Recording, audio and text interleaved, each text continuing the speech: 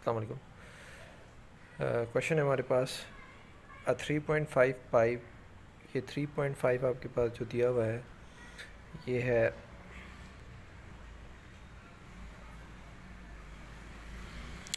3.5 inches है। Double dash का meaning है inches. Is inserted with a two thickness. इस तरह है कि आपके पास एक पाइप है जिसका 3.5, जिस पाइप का डाईमीटर है इंच में, उसको इंसुलेट किया हुआ है एक लेयर से। वो लेयर है आपके पास, उसकी थिकनेस है 2 इंच, यानी कि इसकी जो थिकनेस है ये है 2 inch. Of an insulator having a mean thermal conductivity. ये जो इंसुलेशन है ये एक मटेरियल है, इस मटेरियल की थर्मल कंडक्टिविटी एक हमारे पास पैरामीटर होता है कि ये मटेरियल कितनी हीट कंडक्ट कर सकता है, वो थर्मल कंडक्टिविटी कहलाती है। तो वो आपके पास दी हुई है 0.05, ठीक है। नेक्स्ट है आपके पास and 1.25 inch thickness of an insulation having a mean thermal conductivity of. उसके ऊपर से एक और लेयर जो है वो पाइप के ऊपर है, क्योंकि जब हमारे पास कोई इस तरह की केमिकल्स जो है वो हम लैब में यूज़ कर रहे होते हैं या इंडस्ट्री वगैरह में, तो वहाँ पे जो पाइप होता है उसके अंदर अगर एक लिक्विड को हॉट रखना है तो उसके लिए एक इंसुलेशन यूज़ करेंगे। एक इंसुलेशन के बाद अगेन एक और इंसुलेशन यूज़ करेंगे, ताकि जो है वो जो हॉट वाटर है वो गुज़रते गुज़रते कोल्ड ना हो जाए। तो ये आपके पास एक और उसके ऊपर लेयर ली गई है, जिस लेयर का जो टेम्परेचर है जिस लेयर की थिकनेस है वो है 1.25 इंचेस। और insulating have a mean thermal, उसकी थर्मल कंडक्टिविटी है 0.035, ठीक है। सो ये डायग्राम हमने नीचे भी बनाई हुई है, तो इसको देखेंगे। अच्छा, if the temperature of the surface of the pipe is, pipe की सरफेस का जो टेम्परेचर है वो है 670 फ़ारेनहाइट। ये जो पाइप की सरफेस का इनर सरफेस का टेम्परेचर ये एक्चुअली इन्होंने बताया, तो ये आपके पास है 675। अच्छा, उसके बाद है हमारे पास and the temperature of the surface of the insulation. और इंसुलेशन की जो सरफेस का, यानी कि जो आपके पास पाइप था अंदर, जैसे ये नीचे बना हुआ है ये पाइप है, इस पाइप की जो इंसुलेशन है, ये पाइप जो है यहाँ का जो टेम्परेचर है वो था आपके पास 670, और ये जो इंसुलेशन के टॉप का जो टेम्परेचर है यानी कि बाहर जो टेम्परेचर है यहाँ पे वो है 100, ठीक है। अच्छा, सो इसके बाद है हमारे पास ये डायग्राम प्रॉपर बनी हुई है, इसको फॉलो करते हैं। Calculate the heat loss. हमने जो है वो हीट लॉस कैलकुलेट करना है कि कितनी हीट जो है वो अंदर से हमारे पास बाहर फ्लो होकर लॉस हो गई, यानी कि इस यहाँ पे कितनी हीट आ गई, ठीक है। ये हीट लॉस फाइंड करना है और इसका फार्मूला हमारे पास होता है। अच्छा, सबसे पहले डेटा बना लेते हैं।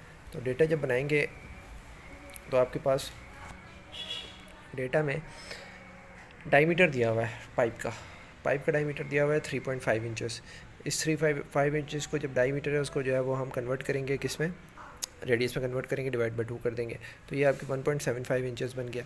1.75 इंच जो है ये खाली इसका डायमीटर बना। इसके अंदर जब 2 इंचेस और ऐड करेंगे तो आपके पास जो है वो यहाँ तक का ये आ जाएगा, ठीक है। उसके अंदर जब हम 1.75 और ऐड करेंगे तो ये आपके पास यहाँ सेंटर से लेकर यहाँ तक का जो है पूरा डिस्टेंस आ जाएगा, ठीक है, ये रेडियस आ जाएगा। तो ये डायग्राम में प्रॉपर बना हुआ है। अच्छा, उसके बाद है अब आपके पास, इसको हम R1 कहेंगे, इस पाइप के रेडियस को, इसको आपने R2 बोलना है, यहाँ तक के फर्स्ट लेयर के एंड तक के रेडियस को, और इसको आपने R3 बोलना है आउटर लेयर की अपर सरफेस के एंड तक से लेकर सेंटर तक का। तो ये आपके पास टोटल आपके पास ये बन जाता है R3 5 inches. Delta T equals to T1 minus T2। ये आपके पास जो इनर टेम्परेचर है इसमें से हम 100 को माइनस कर देंगे तो ये आपके पास चेंज इन टेम्परेचर आ जाएगा इस पूरी सरफेस का। इसके बाद है हमारे पास जो इक्वेशन है rate of flow of heat की, वो होती है Q is equals to delta T divide by R। ये R हमारे पास एक फैक्टर होता है, ये R बराबर होता है L ओवर के एम इंटू एरिया की। के एम थर्मल कंडक्टिविटी है, ए एम एरिया है, L आपके पास लेंथ है, जिस लेंथ के अंदर से ये हीट फ्लो हो रही है।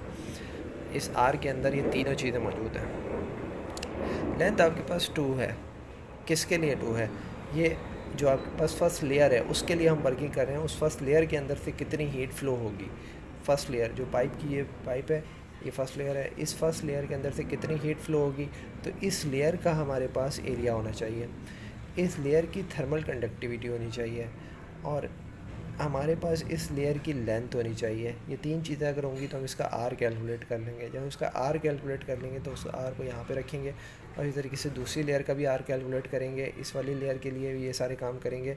इसका एरिया, इसकी थर्मल कंडक्टिविटी और इसकी लेंथ हम यूज़ करके ये दूसरा वाला आर निकालेंगे, एंड देन फाइनली इस फार्मूले में रखेंगे। ऊपर हम चेंज इन टेम्परेचर रखेंगे, यहाँ से लेकर यहाँ तक का जो टेम्परेचर में चेंज आया है ये सारा चेंज रखेंगे। तो आपके पास जितना हीट यहाँ से निकल के बाहर गई है, इवॉल्व हुई है, फ्लो ऑफ हीट हुआ है, rate of flow of heat हुआ है, उसको हम इस तरह से कैलकुलेट करेंगे। So first of all length आपके पास 2 दी हुई है, थर्मल कंडक्टिविटी आपके पास 0.05 दी हुई है, एरिया बस 2πrm हमने लिख दिया। 2πrm जो है वो एक सर्कुलर का जो है वो एरिया होता है, तो हम यूज़ करेंगे। अच्छा, सर्कुलर पाइप है जो उसका एरिया।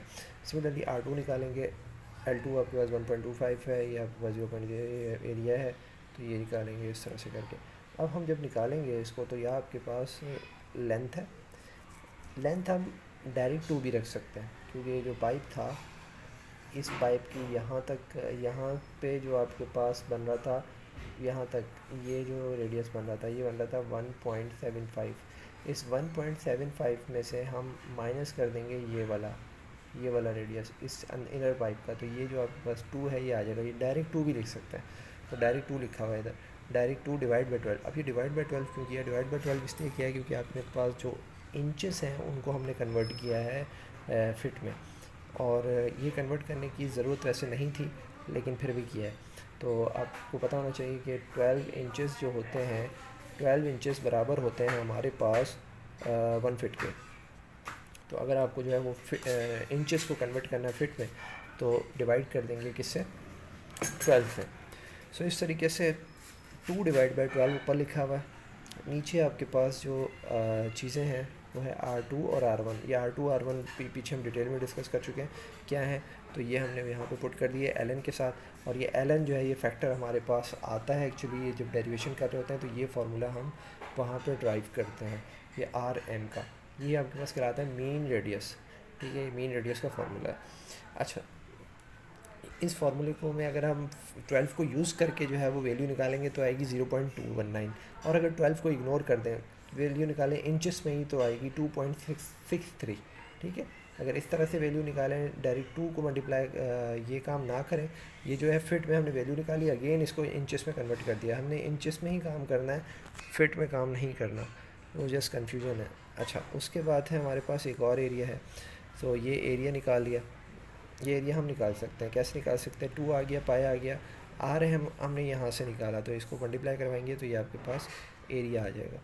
तो ये एरिया आ गया। अब जो है हम ये काम कर सकते हैं कि R1 के अंदर ये सारी वैल्यूज रख देंगे, क्योंकि हमारे पास एरिया आ चुका है 5.25 पाई के टर्म में, इसको रखा, 0.05 कंडक्टिविटी है थर्मल, और ये आपके पास 2 इसकी लेंथ है, तो ये आ गया आपके पास R1। अब एक कॉन्सेप्ट है हमारे पास कि अगर जो थिकनेस है वो बहुत ज़्यादा कम हो, 2 इंचेस से कम हो, here the thickness of the pipe is less than 2 inches, और than the mean difference in area, mean हम जो निकालेंगे, इन शॉर्ट ये कि जो हम मीन निकालेंगे, क्योंकि थिकनेस हमारे पास 2 से कम है, तो अब हम वो वाला मीन नहीं निकालेंगे, लॉगरिथम वाला भी निकालें तब भी ठीक है, लेकिन लॉगरिथम वाला ना निकालें तब भी हमारा काम हो जाएगा। हम नॉर्मल मीन निकाल लें, R2 और R3 दोनों को प्लस करें और डिवाइड बाई 2 कर दें, तो आपके पास मीन आ जाएगा। तो ये कौन सा वाला है, ज़रा मैं अगेन रिपीट करवा देता हूँ। यह बस आउटर लेयर थी, यहाँ तक का रेडियस था R3, ठीक है, और यहाँ तक का रेडियस था R2।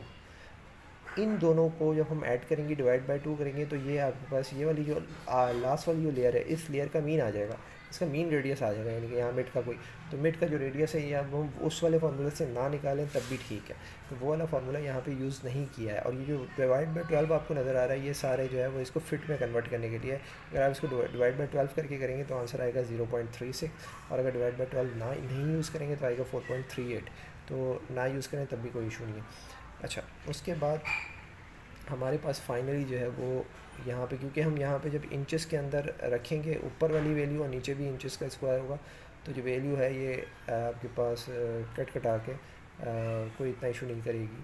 तो इसलिए हम इंचेस से में कन्वर्ट ना भी करें, यानी कि फिट में कन्वर्ट ना भी करें तभी कोई इशू नहीं है। तो आर हम ऐसे ही निकाल सकते हैं। तो ये 1.226, तो 1.226 हमारे पास R2 आ गया फाइनली। अब ये R2 आ गया, अब R2 को हम जो है रख देंगे कहाँ पे, यहाँ पे, और ये फाइनली आपके पास आ जाएगा Q।